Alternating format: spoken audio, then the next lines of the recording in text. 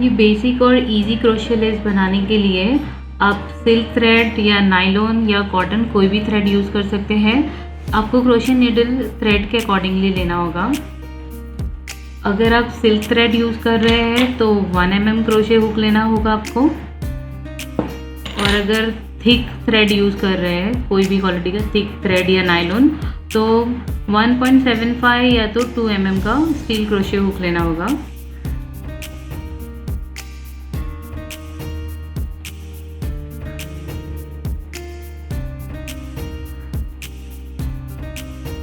सबसे पहले slip not बनाएं।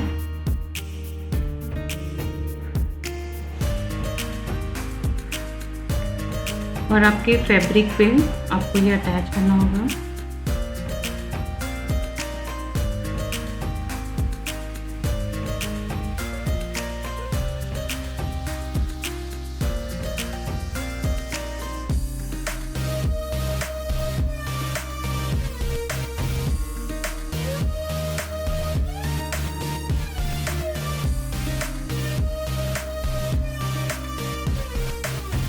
चेन 3 स्पेसेस बनानी है, 4 चेन 3 स्पेसेस बनानी है हमें फैब्रिक में। तो चेन 3 बनाएं, 3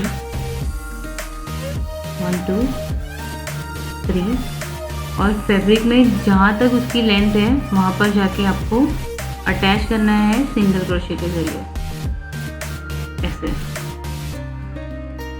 ऐसे टोटल 4 चेन 3 स्पेसेस बनानी है आपको।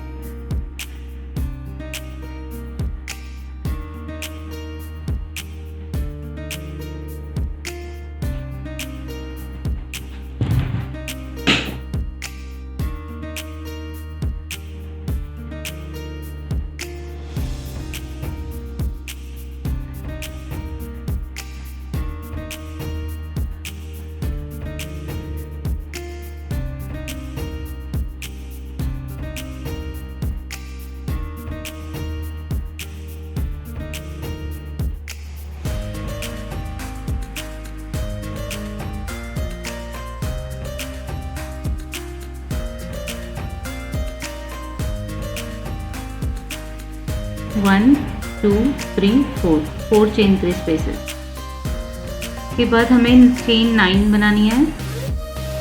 2 3 4 5 6 7 8 9, फिर टर्न करना है। अब ये रॉन्ग साइड पे आ गया है। ये फर्स्ट चेन 3 स्पेस है, ये सेकंड चेन 3 स्पेसेस है, और ये सेकंड चेन 3 स्पेस के बाद ये जो गैप है जहाँ पर से हमें अटैच किया है, हमें उसमें जाकर एक सिंगल क्रोशे बनाकर चेन 9 को अटैच कर देना है। ऐसे हमने बेसिकली चेन 9 स्पेस क्रिएट की है। अभी फिर से चेन 3 बनाना है, और ये इसके बाद जो नेक्स्ट चेन 3 स्पेस है उसके सिंगल क्रोशे के टॉप पर हमें इधर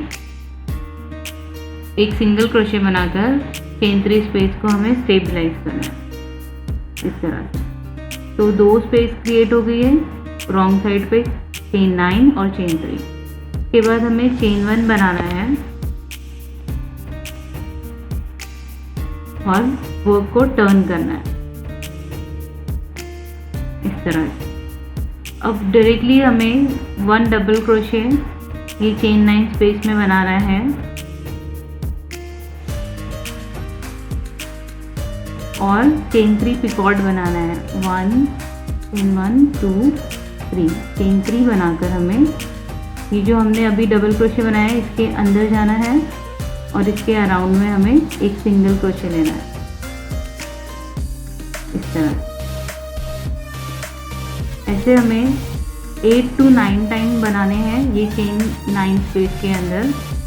1 डबल क्रोशे,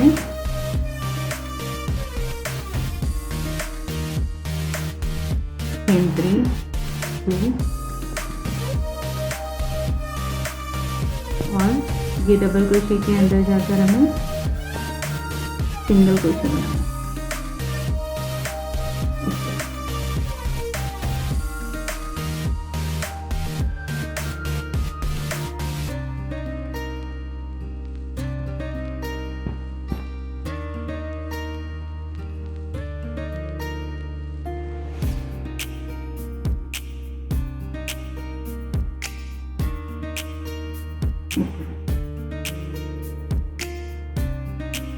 तो टोटल 8 to 9 आपको डबल क्रोशे, चेन 3 और सिंगल क्रोशे या चेन 3 पिकॉर्ड बनाना है, और फिर हम बताएंगे और आगे एक्सटेंड कैसे करना है। ये 7 डबल क्रोशे और चेन 3 पिकॉर्ड बनाए। ये लास्ट स्पेस है इसमें बची, तो जितनी स्पेस रहेंगी उसके अकॉर्डिंगली बनाना है। तो अभी हम 8 टाइम्स बना रहे हैं। 1 डबल क्रोशे, चेन 3, 2, 3 और इसके पीछे सिंगल क्रोशे।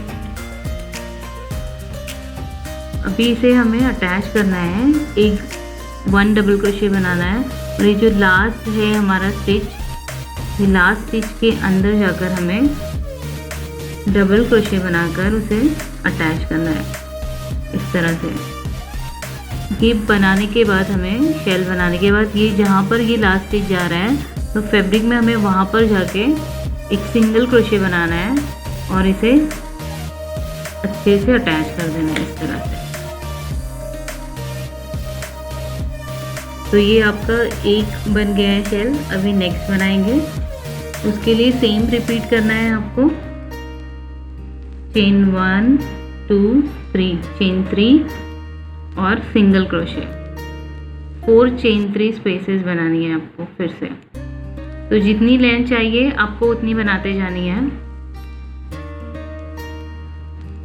2, 3 स्पेस में जाकर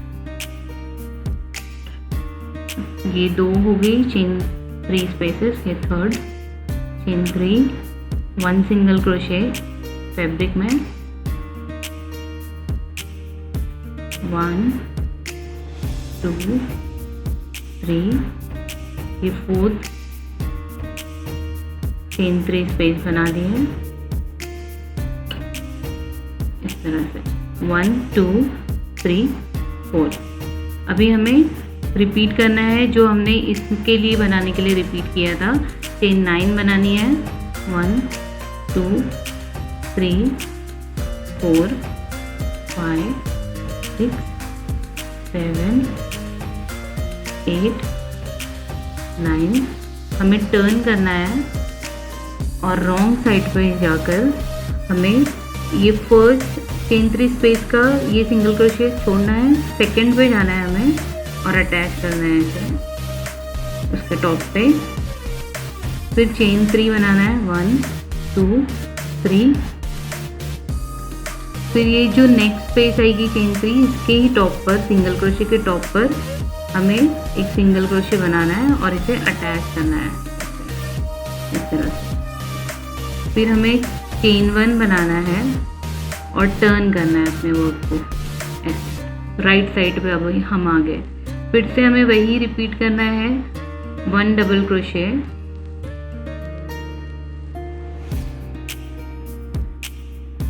और चेन 3, 1, 2, 3।